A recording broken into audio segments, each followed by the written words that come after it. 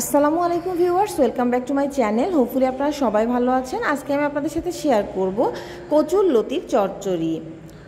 চটজলদি অল্প সময়ে মজাদার এই কচুর লতিটি আপনারা কিভাবে চচ্চড়ি করবেন সেই রেসিপিটি আপনাদের সাথে আজকে আমি শেয়ার করব।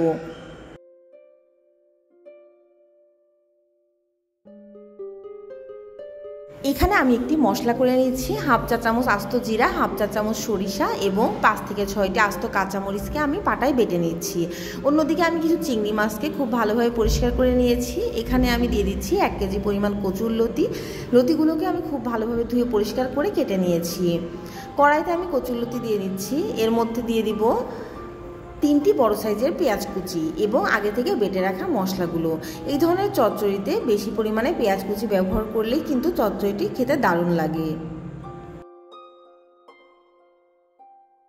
দিয়ে দিচ্ছি প্রয়োজন মতো লবণ, 1 চা চামচ হলুদের গুঁড়া এবং হাফ চা চামচ ধনিয়ার গুঁড়া।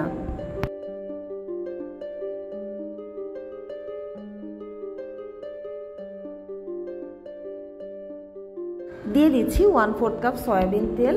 সয়াবিন তেল দিয়ে আমি কচুর লতিগুলোকে সমস্ত মশলার সাথে খুব ভালোভাবে মেখে নিব। এবার আমি এর মধ্যে দিয়ে দিব 1 কাপ পরিমাণ পানি। এই পানিতেই কচুর লতিটি খুব ভালোভাবে কষে রান্না হয়ে যাবে।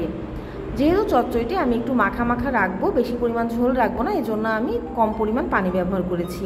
আপনারা যদি হালকা ঝোল রাখতে চান সেক্ষেত্রে পানির পরিমাণ বাড়িয়ে দিতে পারেন।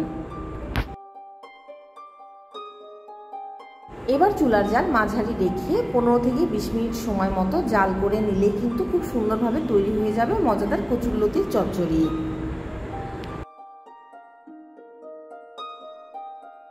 আপনারা যারা এখনও আমার চ্যানেলটিকে সাবস্ক্রাইব করেননি অবশ্যই সাবস্ক্রাইব করবেন। ফ্রেন্ডস অ্যান্ড ফ্যামিলির সাথে শেয়ার করতে ভুলবেন না। ইতিমধ্যে যারা আমার চ্যানেলটিকে সাবস্ক্রাইব করেছেন তাদেরকে জানাই অসংখ্য ধন্যবাদ।